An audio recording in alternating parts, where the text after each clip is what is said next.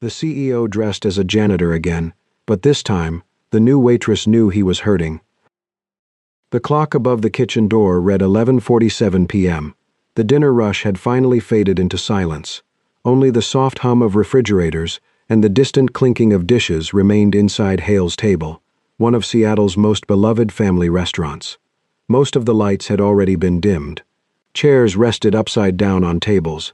The scent of fresh bread had long been replaced by coffee, sanitizer, and exhaustion. Near the center of the dining room, a janitor knelt quietly on the floor. Slowly, carefully, he scrubbed a dried coffee stain that no customer would ever notice. He wore a faded gray maintenance uniform, rubber gloves, a simple name tag, Adrian. Nothing about him suggested he owned the entire restaurant, or the 23 others across 3 states. His movements were almost meditative, as if every pass of the mop gave him permission not to think, not to remember, not to hurt. Footsteps approached behind him, light and quick, slightly uneven. He didn't turn around. The new waitress stopped beside him, balancing a tray with 3 empty coffee mugs. Emma Brooks had been working there for exactly 5 days. She was 24. She had already dropped 2 trays, mixed up 4 orders, accidentally called a customer grandpa, and somehow still managed to make everyone smile. She looked at the spotless floor, then she looked at the man holding the mop, not the uniform, not the bucket, his eyes, red, swollen, quietly exhausted. She offered the gentlest smile. "You missed a spot."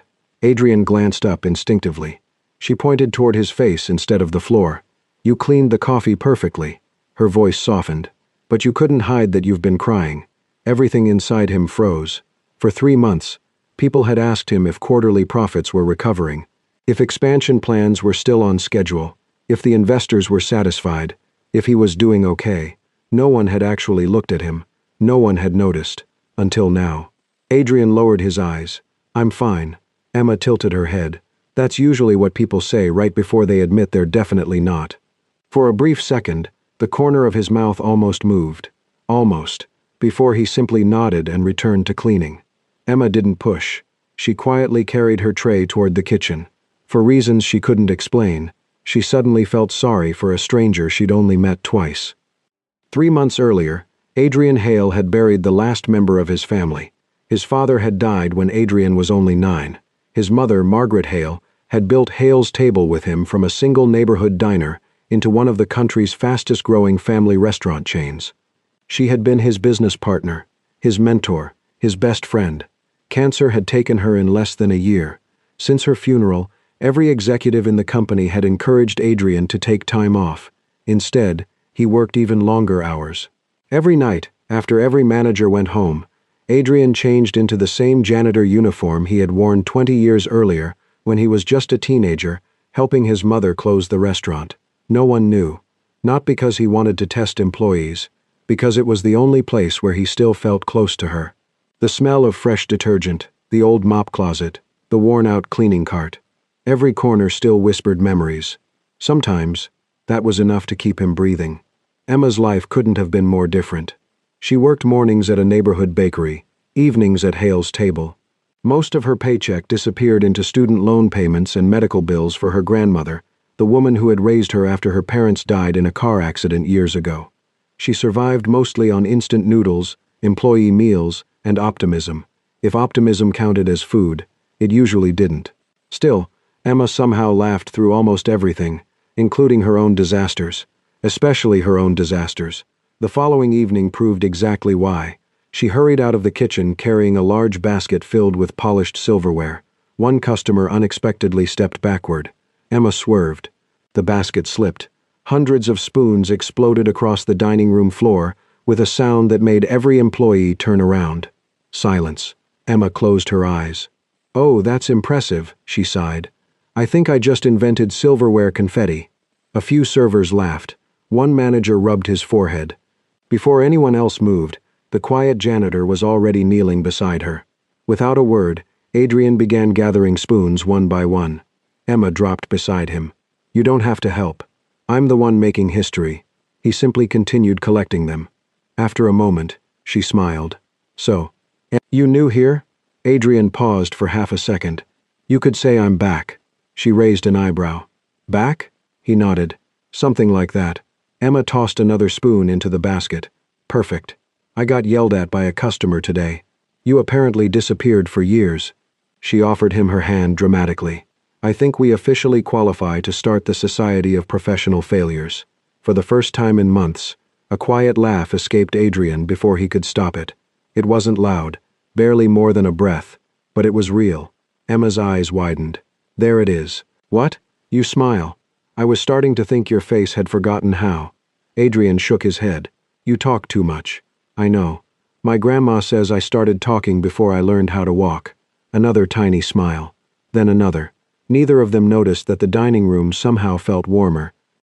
Later that night, Emma walked toward the storage room looking for extra napkins. The door was slightly open. She almost pushed it wider. Then she stopped. Inside, Adrian sat alone on an overturned supply crate, still wearing the janitor uniform, still holding the old silver wristwatch his mother had worn every day. He traced the cracked leather strap with his thumb, then quietly lowered his head. His shoulders trembled. No sound escaped, just silent tears falling onto worn work gloves. Emma immediately stepped backward. She gently pulled the door closed without making a sound. She didn't interrupt. She didn't tell anyone what she had seen. The next evening, when Adrian finished cleaning the dining room, he found a paper cup waiting beside the mop bucket. Hot chocolate, not coffee. A handwritten note rested beneath it. Coffee keeps people awake. Hot chocolate helps people breathe. Emma. Adrian stood there for a long time. The drink slowly warmed his hands. For the first time since losing his mother, something else warmed his heart. Emma Brooks did not ask Adrian why he cried in the storage room. She did not ask about the silver watch. She did not ask why a man with hands too well kept for a janitor moved through Hale's table like he knew every scar in the building. That was the strange thing about Emma. She talked constantly about small things. Burnt toast, bad customers, her grandmother's dramatic opinions about daytime television, the suspicious price of blueberries. But when something truly mattered, she knew how to be quiet. So the next night, Adrian found a small paper bag beside the cleaning cart. Inside was a blueberry muffin from the bakery where Emma worked mornings. A sticky note was attached. This one fell apart, so technically it's not charity. It's quality control. Adrian stared at it for nearly a minute. Then, despite himself, he smiled. The night after that, he found a second note taped to the mop handle. Reminder, floors can be cleaned tomorrow. People should sleep eventually. 2 days later, the flickering bulb in the back storage hallway had been replaced. Adrian noticed immediately. He had been meaning to fix it for weeks. Emma walked past him carrying a tray of water glasses, pretending not to see him looking up at the light. You changed that bulb, he said. She didn't stop walking. No idea what you're talking about. You're 5'4". 5'5" when emotionally motivated. The ladder was locked. I'm not proud of everything I did. For the second time that week, Adrian laughed. Emma glanced back over her shoulder, pleased with herself. There, she said. That sound is much better than silent brooding. I don't brood. You absolutely brood. I think, with dramatic lighting. He opened his mouth to argue, then looked at the newly fixed bulb. Emma raised her eyebrows. He closed his mouth. Fine, he said. Maybe once. Once per hour? Per decade. Generous. And just like that, the empty restaurant no longer felt quite as empty. Emma did not know Adrian was rich. In fact, she was becoming increasingly convinced he was broke. He worked late. He wore worn gloves. He never ordered food for himself. And once, when she mentioned rent, his face tightened so painfully that she assumed he understood money problems better than most. So Emma did what Emma always did when she cared. She tried to help in the most awkward way possible. One night, Adrian hung his faded janitor jacket on the hook near the break room. 10 minutes later, he returned and found a folded $20 bill tucked into the pocket. He stared at it, then looked across the kitchen. Emma was wiping down menus with exaggerated innocence. Emma, she didn't look up. Yes, mysterious floor gentleman? Did you put money in my jacket? What? No, you're terrible at lying. I am excellent at lying. You're blushing. That's because the kitchen is hot. It's 68 degrees. I have a passionate circulatory system. Adrian pulled the bill from his pocket and placed it beside her elbow. I don't need this. Emma finally looked at him. Her expression softened. Maybe not. Then she pushed it back toward him. But maybe someday you will. Something in Adrian's chest tightened. He could have told her the truth right then, that the $20 was less than he usually tipped a valet, that the building around them carried his family name, that the payroll system she clocked into every evening ultimately answered to him. But the kindness on her face stopped him, because it wasn't pity, it wasn't admiration. It was simply Emma seeing someone she thought was struggling and deciding he should not struggle alone. The next night, Adrian slipped the $20 bill into her apron pocket. Emma found it halfway through her shift. She narrowed her eyes at him from across the dining room. He raised one eyebrow. She pointed 2 fingers at her eyes, then at him. He pretended not to understand. By closing time, the bill was back in his jacket. The next morning, Emma found it inside her locker. By Friday, the $20 had appeared in a sugar jar, under a stack of napkins, inside a box of disposable gloves, and once, very dramatically, taped to the bottom of Adrian's mop bucket. Emma discovered that one only after she had accused the dishwasher of financial sabotage. Adrian watched from the corner, trying not to smile. "You think this is funny?" she asked. "A little. I am helping you. You are attacking me with currency. It's emotional support money. That is not a real category. It is now." For a man who had spent 3 months surrounded by condolences that felt like polished stones, Emma's ridiculous stubbornness felt strangely alive. One slow Thursday night, the assistant manager asked Emma and Adrian to reorganize the dry storage room after closing. Emma entered with a clipboard and the confidence of someone who had no idea what she was doing. Adrian followed behind with a box cutter and the quiet patience of a man preparing for disaster. "Okay," Emma announced. "Canned tomatoes go here, flour goes there. Mysterious unlabeled boxes go into the category of possible crimes." Adrian picked up one of the boxes. "It says napkins. That's what it wants us to think." He looked at her. She looked back. Then they both laughed. For nearly an hour, they worked side by side. She stood on tiptoe to reach high shelves. He silently took the heavier boxes from her hands before she could argue. She pretended not to notice. He pretended not to care. Between stacks of pasta and paper towels, conversation came easily. Emma told him about her grandmother, Ruth, who believed every man under 40 was either confused, hungry, or both. Adrian listened more than he spoke, but when he did speak, his voice changed, softer, less guarded. He told her his mother had loved restaurants because hungry people were honest. Emma smiled. "I like her already." Adrian looked down at the box in his hands. "She would have liked you." The words slipped out before he could stop them. For a moment, neither of them moved. Emma's smile faded into something gentler. Then she had good taste. Adrian looked at her, and for one quiet second, the storage room felt warmer than any ballroom he had ever stood in. The moment ended when David Langley walked in. David was the new floor manager, 38, the kind of man who smiled only when someone important was watching. His eyes landed on Adrian, kneeling beside a spilled box of straws. "What is this?" Emma straightened. "We're reorganizing storage." David ignored her and looked at Adrian. "You call this organized?" Adrian slowly rose. "I was moving the heavier boxes first." David stepped closer. "You were moving too slowly."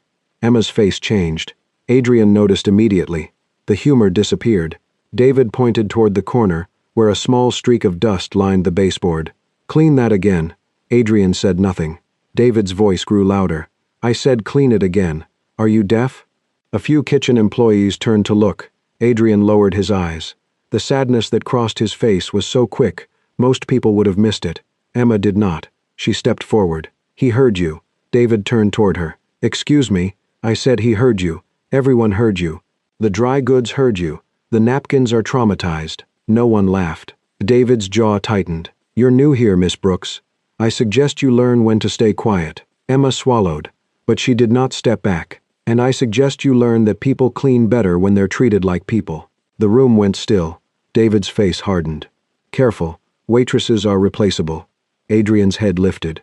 For the first time, something dangerous moved behind his eyes. But before he could speak, Emma answered, "So are managers." A stunned silence followed. One of the cooks dropped a spoon. David's face flushed red. "You just earned yourself a formal warning." Emma's chin trembled slightly, but she held her ground. "Fine." David took one step toward her. "Maybe I should make it a termination." Adrian moved beside her. His voice was low. Don't. Emma looked at him, surprised. She expected anger, defiance, maybe even gratitude. Instead, his eyes were filled with something much sadder, not fear, recognition, as if he had heard men like David speak this way too many times, as if every cruel word had landed somewhere old and bruised. Please, Adrian said quietly, don't lose your job because of me.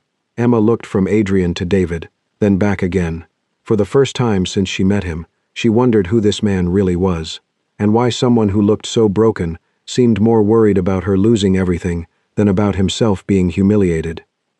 After the incident with David, Emma started watching Adrian more closely. Not in a suspicious way. At least, that was what she told herself. She was simply being observant, professionally observant, waitress observant, completely normal, absolutely not emotionally invested observant. But the more she watched him, the less sense he made. For a janitor, Adrian knew too much.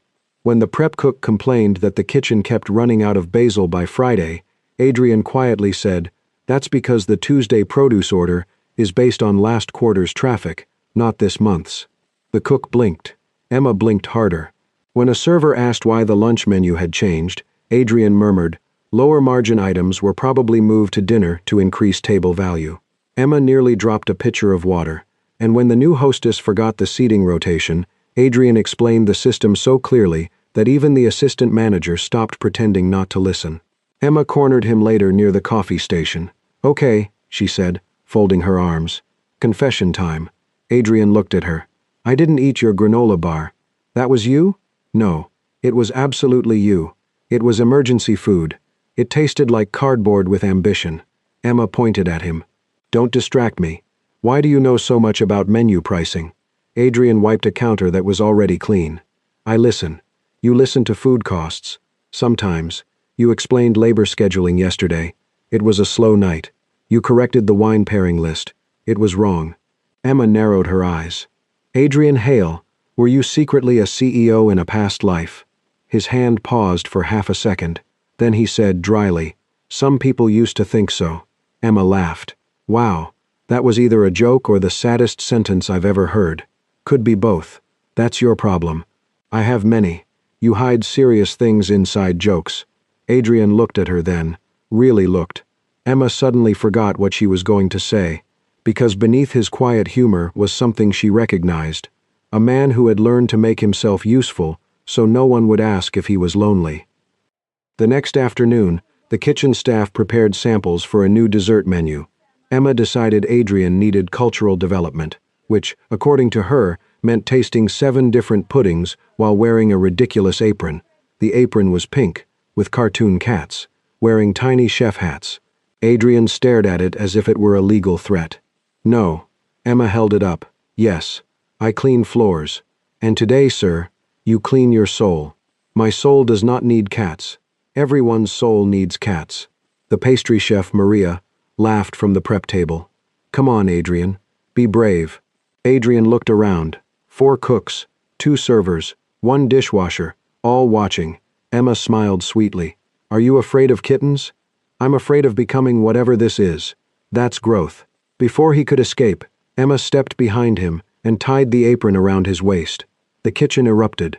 Adrian stood perfectly still, wearing rubber gloves, a maintenance uniform, and a pink cat apron. Emma took 1 step back, admiring her work. "You look like a man who has finally accepted joy." "I look like I lost a bet." "You did, with life." Maria handed him a spoonful of chocolate bread pudding. Adrian tasted it. Everyone waited. He nodded. "Too much cinnamon," Maria gasped. Emma pointed at him. "See? Food snob. It overwhelms the chocolate." The sous chef took another bite, then frowned. "He's right." The entire kitchen went quiet. Emma slowly turned to Adrian. "You are suspicious. I have taste buds. You have executive taste buds." Adrian gave her a look. Emma laughed so hard she nearly knocked over a tray of ramekins. And then it happened. Adrian laughed too. A real laugh. Deep, unprepared, alive. Everyone in the kitchen heard it. For a moment, the room changed. Even the old dishwasher looked up and smiled. Emma did not tease him this time. She only watched him with a softness he was not ready for. Adrian felt it, and it frightened him more than grief did. because grief, at least, was familiar. Being cared for was not. That night, after closing, Emma and Adrian sat at the small employee table near the back door. Rain pressed against the windows. The restaurant smelled like lemon cleaner and cooling bread. Emma had saved 2 bowls of soup from the kitchen. "Don't argue," she said, sliding one toward him. "It's not charity, it's soup relocation." Adrian accepted it. "I didn't say anything. You were about to." I was breathing. With judgment. He took a spoonful. For a while, they ate in comfortable silence. Then Emma's phone buzzed. She checked it and smiled sadly. "My grandmother wants to know if I remembered to eat dinner." She sounds wise. She is. Terrifying, but wise. Emma stirred her soup. "She raised me after my parents died. I was 14. She sold her wedding ring to help pay for my school uniforms, then told me she'd lost it in the laundry." Adrian's expression softened. "She sounds like someone who loved by doing." Emma looked at him. "That's exactly it." Then she asked gently, "Your mom was like that too?" Adrian's hand tightened around the spoon. For a moment, Emma worried she had gone too far. But then he nodded. "She built this place before it became what it is now." Emma waited. She used to say a restaurant wasn't about food. It was about giving tired people a place to sit down. Emma smiled. "I would have loved her." Adrian looked at the rain. "She would have loved you first." The words came out quietly, almost painfully. Emma's heart shifted. There was something in his voice that made her want to reach across the table and take his hand. She didn't. Not yet. Instead, she leaned back and said, "Well, obviously, I'm very lovable." Adrian looked at her, then smiled. "That is not usually how lovable people describe themselves. It's called confidence. It's called questionable branding." She laughed, and he realized, with a strange ache in his chest, that he wanted to hear that laugh again tomorrow, and the day after, and maybe every day after that. The realization scared him so much he looked away. Emma noticed. Of course she did, but once again, she did not push. 2 evenings later, everything changed. Emma was restocking napkins near the hallway when she saw Adrian speaking quietly with a man in a dark suit. The man looked serious. Too serious. Adrian's face had gone pale. Then the suited man gestured toward the private elevator that led to the executive floor. Emma's stomach dropped. No. After David's humiliation in the storage room, she had been waiting for something like this. Adrian was being reported, or fired, or blamed for something he had not done. The elevator doors opened. Adrian stepped inside. Emma moved before thinking. She dropped the stack of napkins onto a chair and hurried down the hallway. "Adrian?" He didn't hear her. The elevator doors slid shut. Emma reached them too late. She stabbed the button. Nothing. Of course. Private access. "Are you kidding me?" she whispered. She looked around, then spotted the service stairs. Her heart pounded as she ran up 2 flights. By the time she reached the executive hallway, she was breathless, furious, and ready to defend a man who had never asked anyone to defend him. She followed the sound of voices to a pair of heavy glass doors. Inside, through the narrow gap between the blinds, Adrian stood at the head of a long conference table, not sitting, standing. Around him were board members, executives, lawyers, the kind of people Emma had only seen in company brochures, and every single one of them was waiting for him to speak. Emma froze. One woman in a navy suit said, "Mr. Hale, the board needs your decision tonight." "Mr. Hale." The words hit Emma harder than any shout could have. Adrian turned slightly. The light caught his face. He was not being fired. He was not being questioned. He was in charge. Emma stepped backward. Her breath caught. Then, from inside the conference room, Adrian looked toward the door. Their eyes met through the narrow opening. For one terrible second, neither of them moved, and Emma realized the man she had been trying to save had been hiding an entire world from her. Emma did not remember walking down the stairs. One moment she was standing outside the executive conference room, staring through glass doors at Adrian Hale, in front of an entire board of directors. The next, she was back in the employee hallway with her hand pressed against the wall, trying to breathe. "Mr. Hale," the name repeated in her head. Not Adrian, the man who wore a ridiculous cat apron because she had bullied him into joy. Adrian Hale, the CEO, the owner, the man whose name was printed on her paycheck. Emma let out a short, humorless laugh. "Oh, Emma," she whispered to herself, "you gave $20 to a millionaire." Her eyes burned. It would have been funny if it did not hurt so much. She hurried toward the locker room, grabbed her coat, and ignored Maria calling after her from the kitchen. Outside, rain fell hard against the alley pavement. Emma pushed through the back door and stepped into the cold without an umbrella. She just needed to leave, before she cried, before she embarrassed herself, before she remembered every soft thing she had said to him and wondered if he had been laughing at her the whole time. The door opened behind her. Emma. She kept walking. Emma, please. She stopped near the dumpsters, turned around, and found Adrian standing in the rain, still wearing his white dress shirt from the boardroom. No janitor uniform, just the truth. "You're the CEO," she said. Adrian's face tightened. "Yes." She nodded slowly. "Great. Wonderful. Very normal thing to forget to mention." "I didn't forget. That makes it worse." He took one step closer. She stepped back. "Did everyone know?" "No." "Was I some kind of test?" "No." "Were you seeing how the poor new waitress would treat the poor sad janitor?" His voice dropped. "Never." Emma laughed, but it broke halfway through. "I put money in your jacket. I know. I felt sorry for you. I know. I defended you in front of David. I know." "Then what was this?" she asked, her voice rising. "What was I to you, Adrian? Entertainment?" That hurt him. She saw it. Good. Part of her wanted it to hurt. Adrian looked down, rain darkening his hair. "I never lied to you." Emma stared at him. "That is not the defense you think it is. You never asked. Because normal people don't ask janitors if they secretly own the building." For 1 second, despite everything, something almost like a smile crossed his face. Then it disappeared. "You're right." The simple admission stole some of her anger, which made her even angrier. Adrian did not try to touch her. He did not throw power around like a shield. He just stood there in the rain and let her be hurt. Finally, he said, "My mother used to tell me something." Emma looked away. "I'm not sure I want a beautiful dead mother explanation right now." "I know," but he continued softly. "She said if there ever came a day when I stopped understanding the people who worked for us, I should put on the first uniform I ever wore and close the restaurant myself." Emma's jaw tightened. Adrian looked toward the glowing back door of Hale's table. "When I was 16, I cleaned floors here every night with her. She said a dining room looked different from your knees. She said you noticed who left quietly, who worked hungry, who smiled only because they had to." His voice weakened.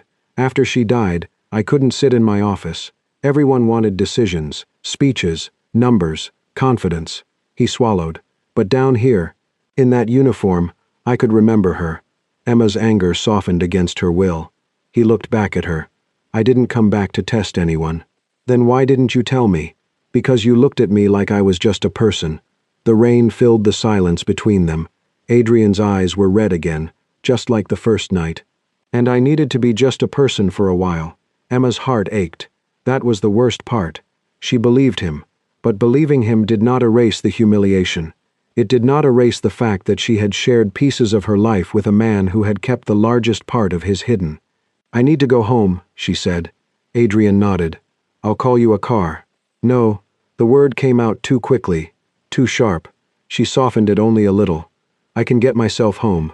Adrian's face fell, but he accepted it. "Okay." Emma turned away.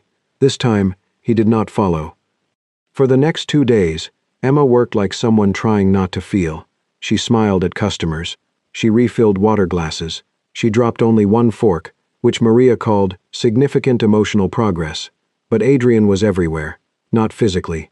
He did not come downstairs. That somehow made it worse. The mop bucket stayed untouched in the corner. The cat apron hung on a hook like evidence from a happier crime scene. Emma hated how much she missed him. She hated that she still saved him a muffin before remembering he probably had private chefs, nutritionists, and a fruit bowl that cost more than her phone bill. On the 3rd evening, David found her alone near the service station. He had clearly been waiting. "So," he said, with a smile that made her skin crawl. "You found out." Emma kept polishing a glass.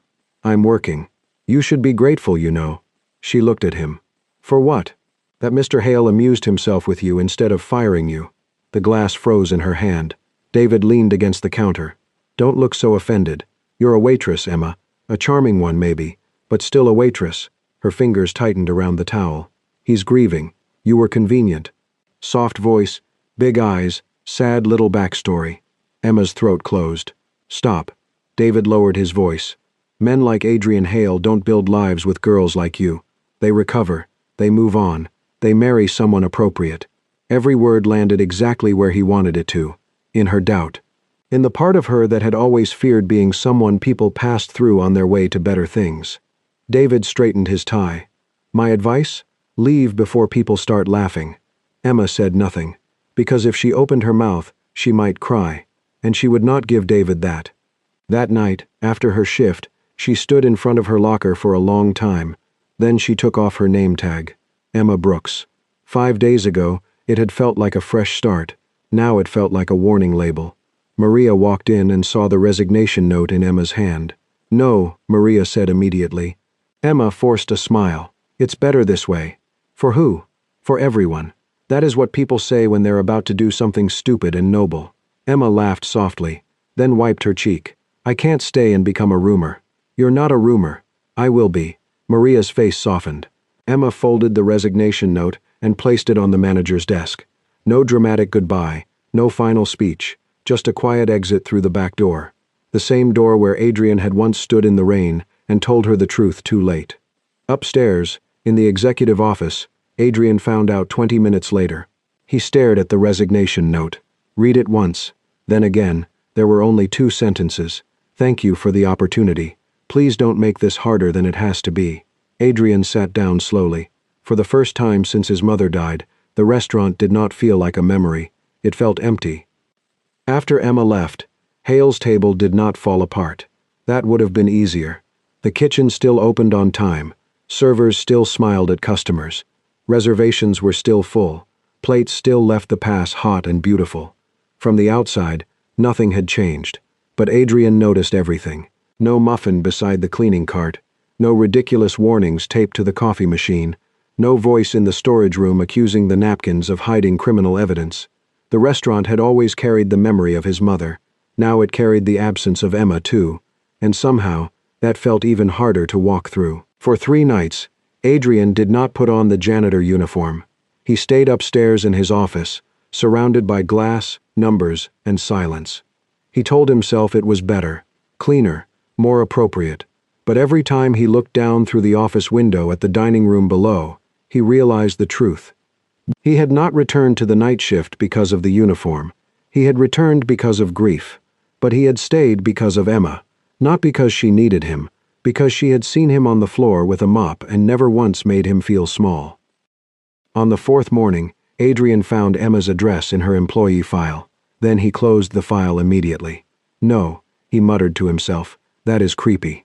10 minutes later, Maria walked into his office without knocking, placed a paper bag on his desk, and said, her grandmother needs her porch railing fixed. Adrian looked up. Maria shrugged. I am not giving you her address. I am giving you a humanitarian project. Inside the bag was a muffin. Blueberry. Half broken. Adrian stared at it. Maria pointed at him. Do not mess this up. He didn't. That afternoon, Adrian arrived at a small yellow house on a quiet street, wearing jeans, a plain jacket, and holding a toolbox he had bought 30 minutes earlier. Emma opened the door. For several seconds, neither of them spoke. Then she looked at the toolbox. You know how to fix porch railings? Adrian glanced down. I watched 2 videos. Oh, good. Certified by Panic. I also brought screws. That does make me feel emotionally safer. He almost smiled. Emma, I'm not here to pressure you. Then why are you here? He looked past her toward the crooked railing. To help. She studied him carefully. No checks? No. No dramatic billionaire solution. No. No secretly buying the whole neighborhood. I was told that would be creepy. It would. He nodded. Then just the railing. From inside the house, an elderly voice called, if he is handsome, let him in. If he is rich, make him useful first. Emma closed her eyes. Adrian's mouth twitched. That's my grandmother. She sounds wise. She is. Unfortunately. Ruth Brooks liked Adrian immediately, which annoyed Emma, mostly because Ruth did not even pretend to be subtle. She sat by the window with a blanket over her knees, watching Adrian struggle with the porch railing while Emma handed him tools. Wrong screwdriver, Ruth called through the screen. Adrian paused. Emma looked at the tool in his hand. She's right. I knew that. You were testing the screwdriver? Yes. For emotional maturity? Exactly. Emma laughed before she could stop herself. Adrian looked at her. That small sound did more to him than any board meeting ever had. Over the next week, he came by twice more. Not with flowers, with groceries, a repaired porch light, a soup recipe he claimed he had not ruined. Ruth disagreed. It tastes like a rich man guessing at salt, she declared. Adrian accepted the criticism with dignity. Emma laughed so hard she had to sit down. Slowly, the anger between them loosened. Not disappeared, but loosened. Adrian drove Ruth to a medical appointment when Emma's morning shift ran late. He sat in the waiting room reading outdated magazines. He carried Ruth's prescriptions without making a speech about it, and Emma began to see the difference. He was not trying to buy forgiveness. He was trying to become trustworthy in small, ordinary ways, the kind money could not fake for long. Then came Friday night. Emma was washing dishes at home when Ruth called from the living room. Her voice sounded thin, too thin. Emma? By the time Emma reached her, Ruth was gripping the arm of her chair, one hand pressed to her chest. The next 20 minutes became a blur. 911. Flashing lights. A paramedic asking questions Emma could barely answer. The hospital smell. The bright hallway. The terrible words, "We're running more tests." Emma stood outside the emergency room, shaking so badly she could not unlock her phone. When she finally did, she did not think. She called Adrian. He answered on the second ring. "Emma?" Her voice cracked. "It's Grandma." That was all she managed. Adrian stood in the middle of a shareholder meeting, surrounded by investors, legal counsel, and a presentation that had taken 6 weeks to prepare. Every face turned toward him. "Mr. Hale?" someone said. "We need your decision." Adrian was already walking toward the door. "My decision is to leave." "Now?" "Yes." 15 minutes later, he entered the hospital waiting room, breathless, tie loosened, rain on his shoulders. Emma saw him and broke. Not loudly, her face simply crumpled. Adrian crossed the room and sat beside her. He did not tell her everything would be fine. He did not promise what he could not control. He only took her hand and stayed. Hour after hour. Nurses came and went. Machines beeped behind closed doors. Emma leaned against him sometime after midnight, too tired to keep pretending she was strong. "You left your company," she whispered. Adrian looked down at their joined hands. "It will survive one night without me." She swallowed. "I thought you'd choose it." He was quiet for a moment, then he smiled sadly. 3 months ago, I lost the most important person in my life." Emma looked up. Adrian's voice softened. "I'm not willing to lose another one because I was sitting in the wrong room." Tears slipped down her cheeks. This time she did not hide them. And when Adrian gently tightened his hand around hers, Emma finally let herself hold on. 1 year later, the newest Hale's table opened on a bright Saturday afternoon. The ribbon outside the entrance was gold. The windows shone. The dining room was filled with employees, reporters, investors, and families from the neighborhood. At the front of it all stood Adrian Hale in a perfectly tailored navy suit. Calm and confident, alive in a way people had not seen for a long time. When he finished his opening speech, the room filled with applause. Emma stood near Ruth's wheelchair, clapping with tears already threatening her eyes. Adrian looked at her across the room. Then he cleared his throat. "I need 5 minutes." Emma frowned. 5 minutes for what?" "You'll see." He disappeared through the kitchen doors. When he returned, the applause turned into confused laughter. Adrian was no longer wearing the navy suit. He wore the faded gray janitor uniform, the old name tag, the same work gloves. Emma covered her mouth, laughing through her tears. "Are you seriously going to mop the floor during your own grand opening?" Adrian walked toward her. "No." He stopped in front of her, his voice steady but soft. "I just wanted to remember where I started." Then he reached into the pocket of the old uniform. "And remember who made me want to start again." Emma froze. The room went silent. Adrian lowered himself to one knee. In his hand was a simple diamond ring, tucked inside the same pocket where she had once hidden a $20 bill. "Emma Brooks," he said, smiling through his own tears. "This time, I'm asking before you accuse me of hiding important information." A wave of gentle laughter moved through the room. Emma laughed too, one hand pressed to her heart. Adrian looked up at her. "Would you spend the rest of your life with me?" He paused, then added softly, And maybe join me for the night shift forever? Emma wiped her cheeks. Only if you promise me one thing. Anything. Don't ever try to mop up your tears alone again. Adrian's face broke into the kind of smile she had spent a year helping him find. I promise. Emma nodded. Yes. The room exploded with applause. Ruth shouted, finally, loudly enough to embarrass everyone. Adrian stood, pulled Emma into his arms, and held her as if he had finally come home.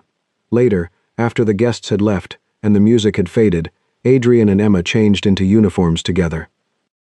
Side by side, they cleaned the last few drops of spilled champagne from the dining room floor. A new young employee watched them in confusion. Why is the CEO doing that? Emma smiled, glancing at Adrian. Because he never forgot where he began. Adrian took her hand. Emma squeezed it gently. And because he never wants to forget where his heart was healed. Sometimes the people carrying the heaviest burdens are the ones who work the hardest to hide them. Adrian didn't need someone to admire his success. He needed someone willing to notice his pain. And Emma never fell in love with a CEO. She fell in love with a man who kept showing up with kindness, humility, and a heart that had forgotten how to heal. I believe the strongest relationships aren't built when someone rescues us with money or status. They're built when two people quietly help each other carry the weight neither one should have to bear alone. What about you? If you were in Emma's place, would you have walked away after discovering Adrian's secret? Or would you have stayed and listened to his story? I'd love to hear your thoughts in the comments below. If this story touched your heart, don't forget to like this video, subscribe to Soul Stirring Stories, and join us for more emotional love stories. Thank you.